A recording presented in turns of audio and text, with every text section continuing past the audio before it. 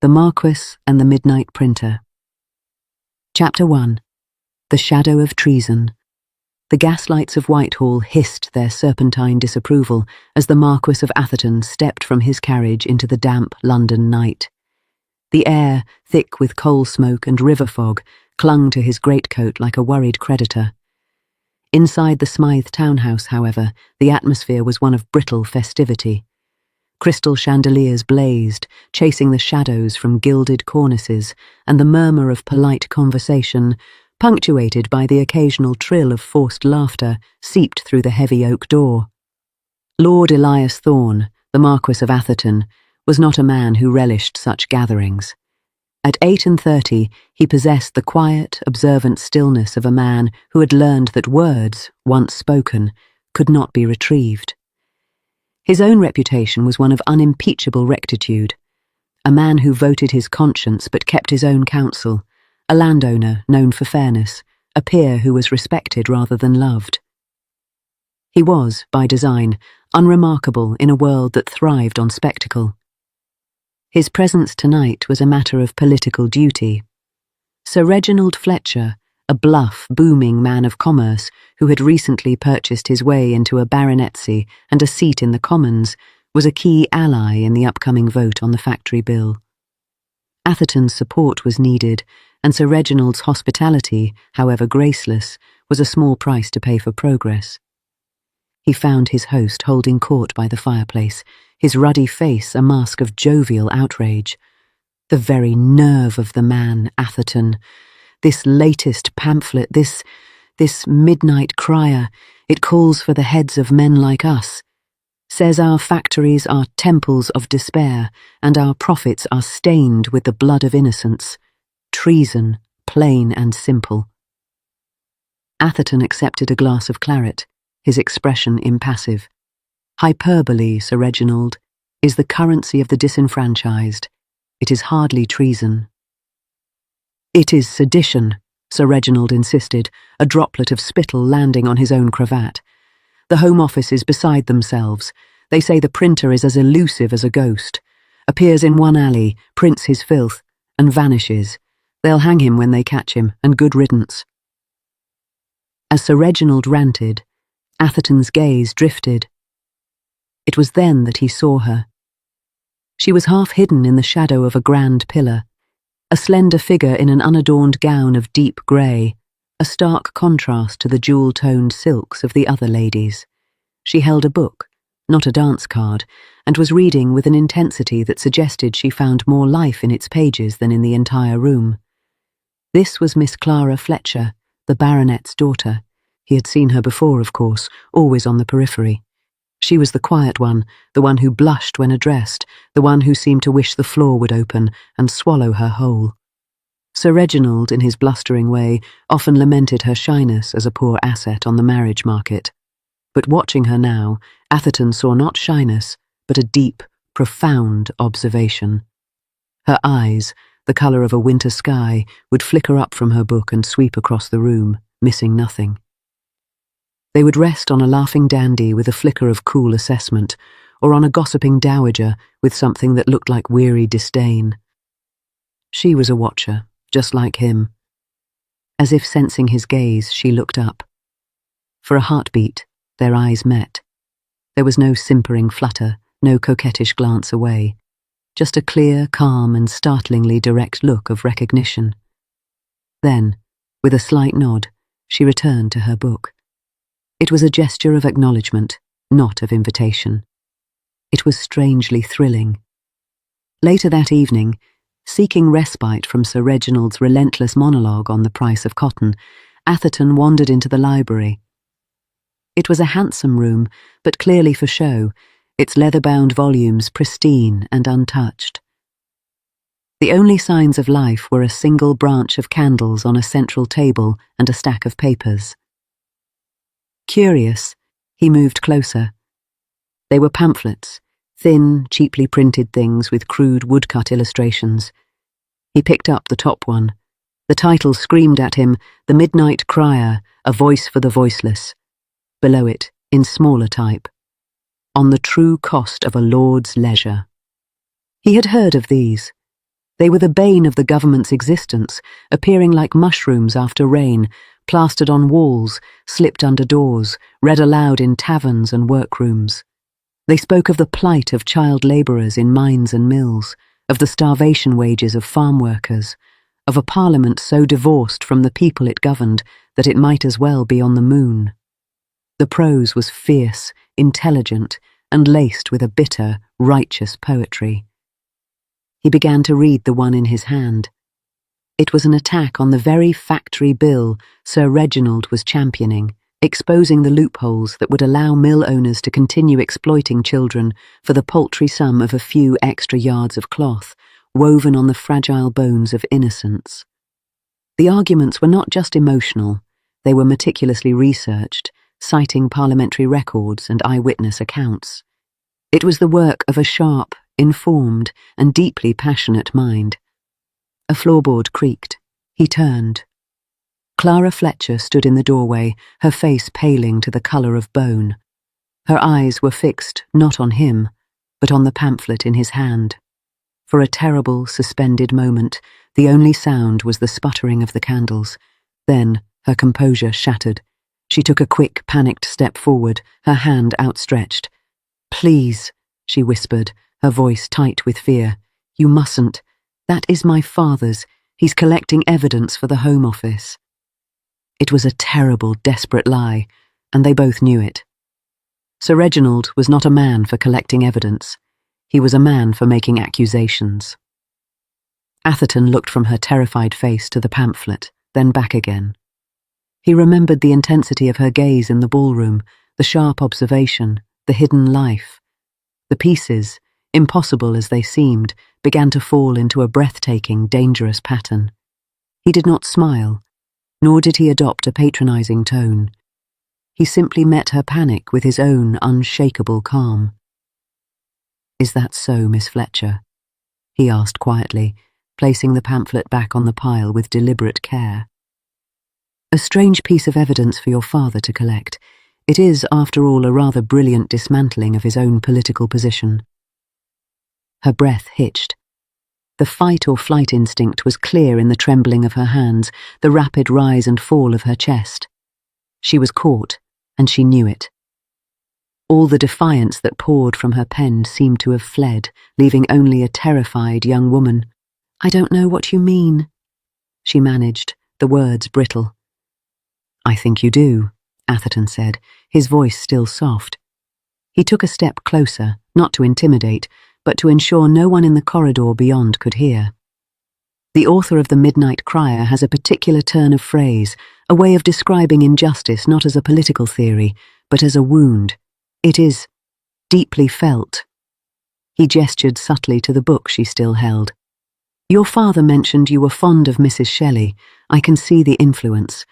The same Gothic sense of the monstrous hiding just beneath the surface of the respectable." She stared at him, the fight draining out of her, replaced by a profound, hollow dread. "What are you going to do?" she whispered. It was not a plea, but a question. She was asking for her sentence. He should turn her in. It was his duty. She was committing a serious crime. Her pamphlets were stirring up unrest, undermining the established order he was a part of. But as he looked at her, he didn't see a criminal. He saw the same quiet observer he had seen in the ballroom, now revealed as a secret incandescent. The passion he had only glimpsed in her eyes was the very fire that lit those dangerous, beautiful words. "I am going to read the rest of these," he said finally. "And then, Miss Fletcher, we are going to talk. But not here. It is not safe." Relief, so profound it was almost painful, washed over her features, followed immediately by a fresh wave of suspicion. "Why? Why would you help me?" He didn't have an answer for her, not one that made sense. All he knew was that in a world of gilded surfaces, he had stumbled upon something real, something that burned, and he could not bear to be the one to extinguish it. "That," he said, "is a question I am still asking myself." Chapter 2. The Devil You Know. Their first proper meeting was not in a library or a drawing room, but in the unlikeliest of places, a small neglected cemetery behind St. Giles in the Fields. It was a place where the fashionable would never venture, a haunt of the poor and the forgotten. For Clara, it was perfect. She could slip out on the pretext of visiting her mother's grave, a duty her father found too morbid to ever question. Atherton was waiting by a moss-covered angel, his greatcoat collar turned up against the persistent drizzle. He looked profoundly out of place, a peer of the realm among the tilting headstones, yet he stood with his usual unflappable stillness. She approached him, her heart a frantic drum against her ribs. She had spent the 2 days since the ball in a state of suspended terror, waiting for the knock on the door, for her father's roar of betrayal. Instead, she had received a single unsigned note delivered by a street urchin, St. Giles's, Thursday, 3 o'clock, come unaccompanied. "You came," he said, as if stating a simple fact. "You left me little choice," she replied, her voice sharper than she intended. It was a defence, a way to hide her fear. "What do you want, my lord? My silence. You have it. I will stop writing. I will burn everything." He studied her for a long moment. In the grey light she looked even younger, more fragile, but the fire was there, banked but not extinguished, in the defiant set of her jaw. "Would you?" he asked. "Could you?" The question caught her off guard. Could she? The pamphlets were not just words on a page. They were the screams of the children in her father's own mills, the hollow eyes of the women she saw begging on the street, the sheer, crushing injustice of a world that blamed the poor for their own suffering. They were her only voice. "No," she whispered. The admission dragged from her. "I don't think I could." A flicker of something, approval perhaps, crossed his face. "I didn't think so, which is why we must find a better way." He reached inside his coat and produced a copy of the Midnight Crier. "This piece on the poor laws. Your argument is sound, but your solution is imprecise. You call for the workhouses to be torn down, but you offer no vision for what should replace them." Clara stared at him, her fear momentarily eclipsed by astonishment. He wasn't just reading them, he was analysing them. "They are pamphlets, my lord, not blue books for parliamentary reform. Their purpose is to provoke, to make people see." "And you do that brilliantly," he conceded. "But seeing is not enough. You must also show them a path forward, or you leave them only with despair. And despair, Miss Fletcher, is a poor fuel for lasting change. It burns too fast and leaves only ash." He went on, calmly and precisely deconstructing her arguments, pointing out where her rhetoric outpaced her practicality, where her passion blinded her to political reality. She should have been furious. Instead, she was captivated. He spoke to her not as a foolish girl playing with fire, but as an equal, as a fellow strategist. He treated her ideas with the respect of serious engagement. "You speak as if you agree with me," she said, interrupting his critique of her latest tract on suffrage. He paused. "The mechanisms of power, Miss Fletcher, are often deaf to the cries of the powerless. That does not mean the cries are unjust. I have sat in the Lords and listened to men defend the indefensible with arguments so hollow they echoed. I have voted against my own interests because the human cost of my privilege became too great a weight to bear." He looked away, across the grey headstones. "But I do so from within the system. You attack it from without. We are, perhaps, fighting the same war on different fronts." It was the most personal thing he had ever said, and it revealed a depth of feeling she had not suspected. This was not a cold, unfeeling aristocrat. This was a man wrestling with his own conscience, just as she was. Thus began a strange, clandestine alliance. They met weekly, always in places where a Marquess and a baronet's daughter would never be seen together. A quiet bench in a public park at dawn, a secluded box at a minor theatre, the back room of a bookshop owned by a radical sympathiser Atherton mysteriously knew. He became her editor and her protector. He would take her drafts, written in a disguised hand on cheap paper, and return them with annotations in the margins, not corrections, but questions. Is this provable? Who in the Lords might champion this? This metaphor is powerful, but could it be misconstrued as a call to violence?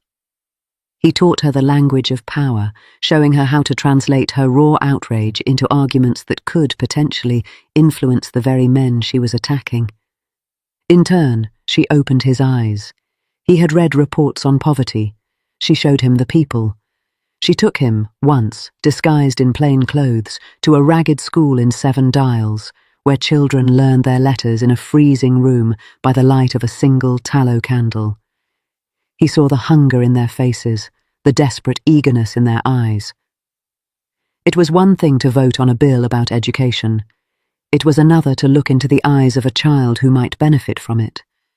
The intimacy of their shared secret forged a bond between them that was deeper than any society courtship. They learned each other's minds before they ever touched. He told her of his late wife, Elizabeth, who had died in childbirth a decade ago, leaving him with a scarred heart and a quiet estate. She told him of her mother, a gentle, intellectual woman who had been slowly crushed by her father's boorishness and had died, Clara suspected, of a broken spirit. "I write for her," Clara confessed one afternoon, as they walked along the less frequented path in Hyde Park. "For all the women like her, who had minds and voices, and were told they were nothing. I write so that someone somewhere might know they are not alone in their fury." He stopped walking and looked at her. The winter sun, weak and pale, caught the lights in her hair and the determination in her eyes. He saw, in that moment, not the shy daughter of his political ally, but a force of nature, disguised in muslin and quiet manners. He felt a powerful, terrifying urge to protect her, not from the law, but from the world that would seek to silence her. "You are not alone in it either, Clara," he said, using her given name for the first time. It felt as natural as breathing. A blush, rare and becoming, crept up her cheeks. Before she could respond, the sound of an all-too-familiar, booming voice shattered the moment. "Atherton! By Jove, what a coincidence!" Sir Reginald Fletcher bore down on them, his face a picture of surprise that was quickly being overmastered by shrewd calculation. His gaze darted from the Marquess to his daughter and back again, 1,000 mercenary thoughts visibly flitting through his mind. "Father," Clara said, her composure returning in a flash, though Atherton felt a tremor run through the arm he was not touching. "Lord Atherton was just inquiring after Mother's favourite spot. He is considering a memorial rose garden at his own estate." The lie was smooth, almost plausible. But Atherton saw the suspicion in Sir Reginald's eyes.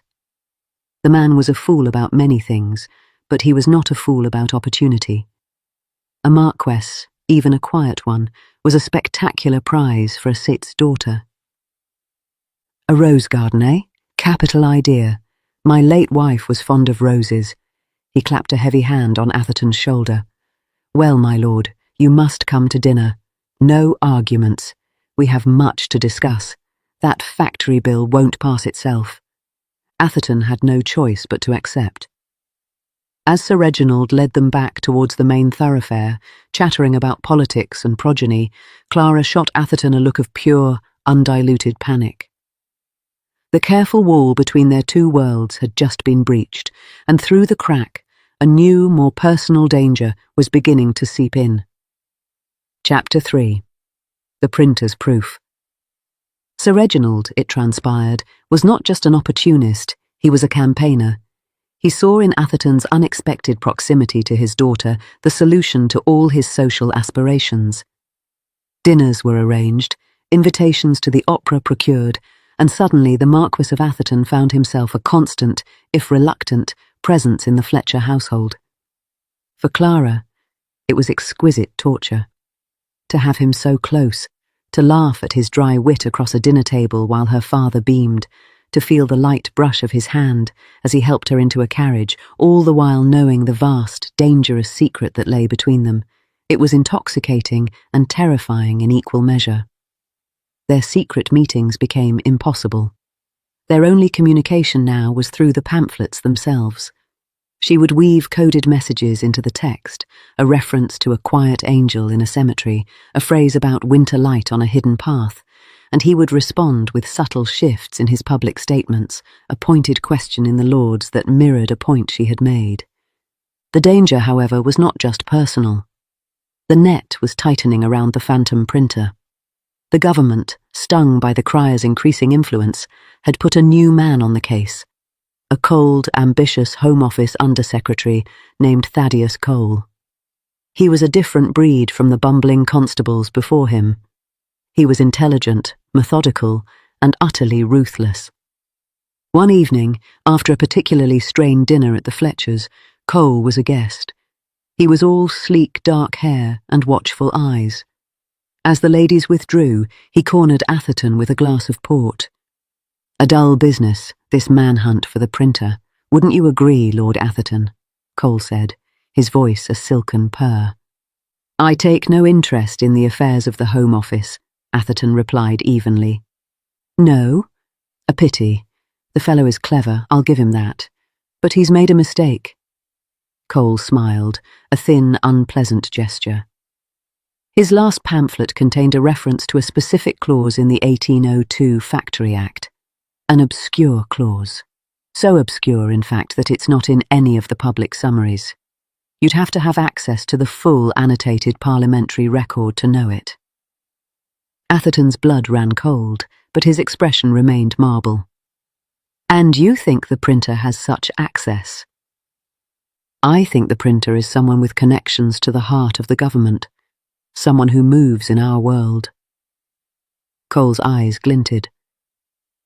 "Someone who might, for instance, be a frequent guest in the house of a man who sits on the very committee that drafted the annotations to that act." He let the implication hang in the air. He was looking at Atherton. He was all but accusing him. Atherton laughed, a short, humourless sound.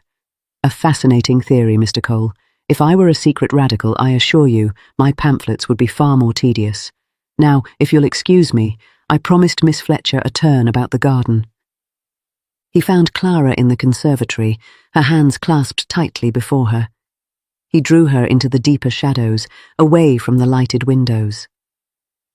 "You have to stop," he said, his voice low and urgent. He quickly relayed Cole's words. "He's not just looking for a printer anymore. He's looking for someone in our circle. He's looking for me. And if he finds me, he will find you." Her face was pale, but her eyes were resolute. "I can't stop, Elias. Not now. Did you read the piece? The one about the mines?" "I had a letter, slipped under the door. A woman. Her husband was killed in a collapse last week. The owners are paying the widow a pittance and calling it charity.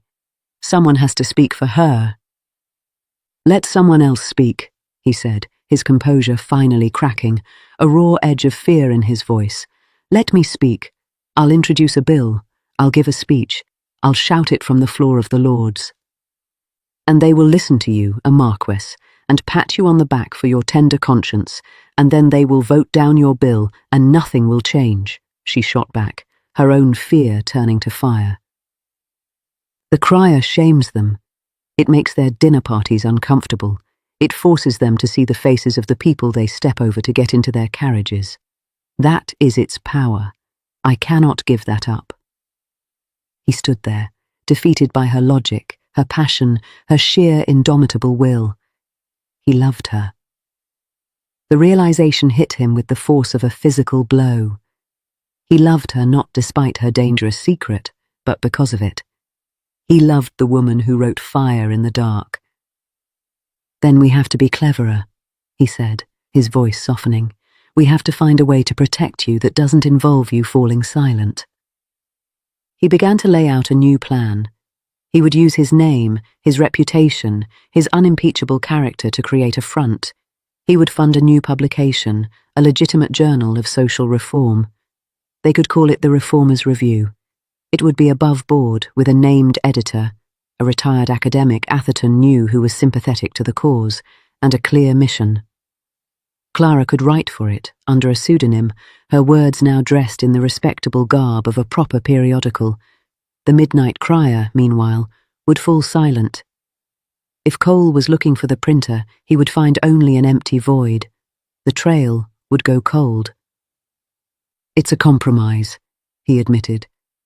"But it's a way to keep your voice alive, and to keep you alive with it."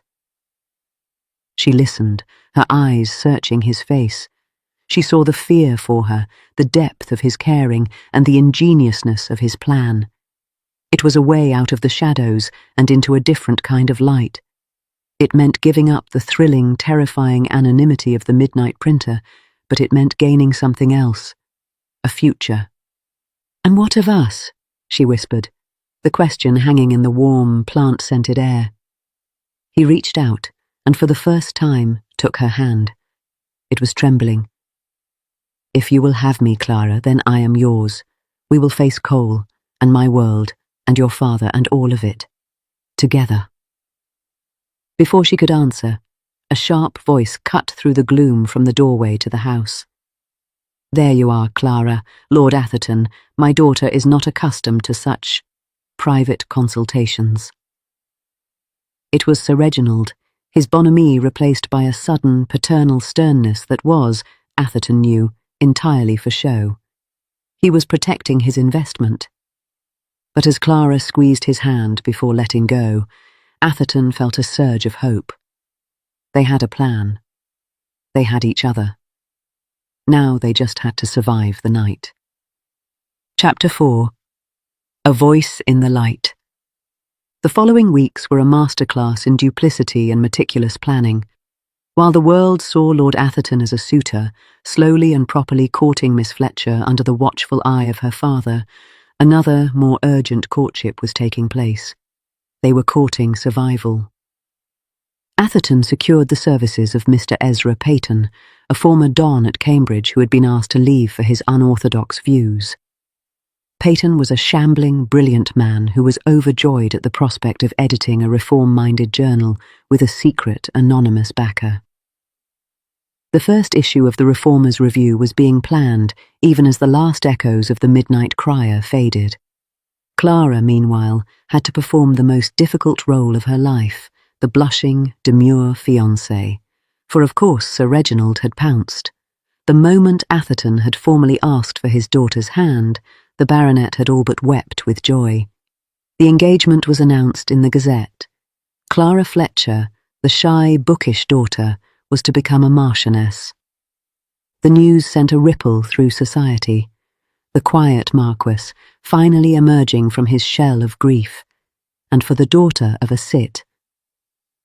There was some snobbery, of course, but Atherton's reputation was so solid that it was largely muted. Only Thaddeus Cole watched the proceedings with a cool, sceptical eye. He was at the engagement ball, a lavish, vulgar affair thrown by Sir Reginald at his townhouse. The rooms were crammed with flowers, the champagne flowed like water, and Sir Reginald was in his element, slapping backs and accepting congratulations as if he himself had bagged the Marquess. Atherton stood with Clara, a buffer between her and the relentless tide of well-wishers.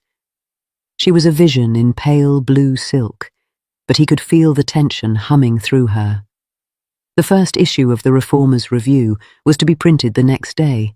It contained her lead article, a searing indictment of mine safety, signed only C. Cole appeared before them, a glass of champagne in his hand. He offered his congratulations with a smile that didn't reach his eyes. "A most surprising match, Lord Atherton. My felicitations." "Thank you, Mr. Cole," Atherton replied coolly. "It is a shame about our phantom printer," Cole continued, his gaze flickering to Clara. "The Midnight Crier has fallen silent, quite suddenly, almost as if the author knew we were closing in." He paused, letting the words hang. "I had a most interesting theory. I thought perhaps the author was someone with access to privileged information, Someone who might, for instance, have been spending a great deal of time in the company of a man on the Annotated Records Committee. Atherton felt Clara's hand tighten on his arm. He met Cole's gaze steadily. A fascinating, if now defunct, line of inquiry. Indeed, but I've moved on. You see, the printer made one final error. Cole's smile widened. That obscure clause he referenced in his last pamphlet. I had my men scour every library, every private collection. Do you know where the only annotated copy of the 1802 Act with that specific marginalia is kept? Atherton's mind raced. He didn't know. It's in the library of Sir Reginald Fletcher, Cole said, his voice a soft, lethal purr. A gift from the committee chairman for his service to industry. I wonder who in this house, besides Sir Reginald, might have had access to it. The blood drained from Clara's face. Cole saw it. He had his proof. He didn't need a confession. He needed only that look of terror. But before he could speak, before he could pronounce her doom, Atherton stepped forward, placing himself slightly in front of Clara. His voice, when he spoke, was not that of the quiet, reserved Marquess. It was the voice of a man with centuries of authority in his blood, a man who could command armies and ruin families with a single word. You are making a very grave accusation, Mr. Cole, he said, his tone dropping to a frigid whisper. Against my future wife. Against the future Marchioness of Atherton. Cole was momentarily taken aback by the sheer force of Atherton's presence. I am merely following the evidence, my lord.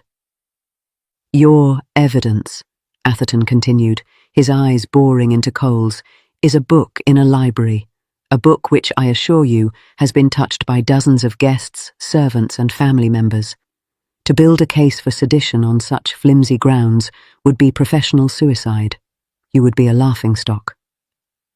The look on her face,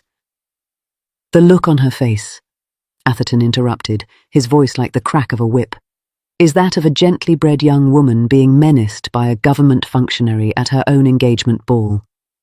If you persist in this line of inquiry, I will use every ounce of my influence, every favour owed to me by every man in the Lords, to not only have you removed from your post, but to ensure you never work in public service again.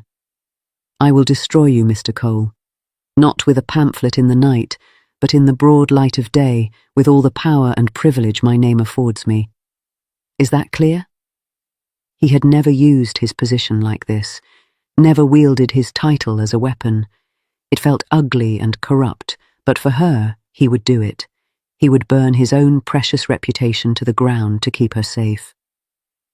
Cole stared at him, his face a mask of impotent fury. He knew Atherton meant every word. He had no real evidence, only a theory and a terrified look. And Atherton had just shown him the true difference between them. Cole had the law on his side, but Atherton was the law, in a way that mattered more. He gave a short, stiff bow. My congratulations again on your engagement, Lord Atherton, Miss Fletcher. He turned and melted back into the crowd. Clara let out a breath she felt she had been holding for weeks. She looked up at Elias, her eyes wide. You would have done it, she whispered. You would have destroyed him. In a heartbeat, he said, his own voice trembling slightly now. The performance was over. He took her hand. I told you, Clara, we face it together. The danger had passed. The shadow of the noose had receded. They were married a month later in a quiet ceremony at Atherton's country estate. Sir Reginald, initially miffed at not having a grand society wedding in London, was quickly mollified by the grandeur of the Marquess's seat and the realization that his daughter was now one of the most prominent women in England. The first issue of the Reformers' Review appeared a week after the wedding. It was a handsome, sober publication, and its lead article, on the condition of mine workers, caused a stir in all the right circles. It was quoted in Parliament. It was discussed in drawing rooms. And its anonymous author, C, was rumoured to be a brilliant new voice for reform. In the study of their London home, late one evening, Elias handed Clara the latest issue. It contained another of her pieces, this one on the need for women's education. She took it, a quiet smile on her face. "It's not the same as the crier," she said, a hint of wistfulness in her voice. "It's so respectable." He came to stand behind her, wrapping his arms around her waist and looking at the journal over her shoulder. No midnight escapes, no fear of the constable breaking down the door. "No," she agreed, "but it is a voice, a real one." He pressed a kiss to her temple. "It is the voice of my wife, the most dangerous radical in England, hidden in plain sight as a marchioness." She laughed, a sound of pure, unburdened joy. She had traded the shadows for the light, anonymity for love. She had not been silenced, she had been amplified. The fire that had fueled the midnight crier now burned steadily in the pages of the Reformer's Review and in the heart of the quiet Marquess who had dared to love a ghost, and in doing so had found a life more real than any he had ever known. The printer had found her peace, and in finding it had only just begun to print her legacy. The end. Thank you, dear reader of the Regency Gazette, for joining us in another tale of love, intrigue, and whispered ballroom secrets. If today's romance delighted you, kindly bestow a like upon this video. It helps our Gazette reach more lovers of Regency storytelling. For weekly journeys into dukes, debutantes, scandals, and slow-burning devotion, please subscribe to the Gazette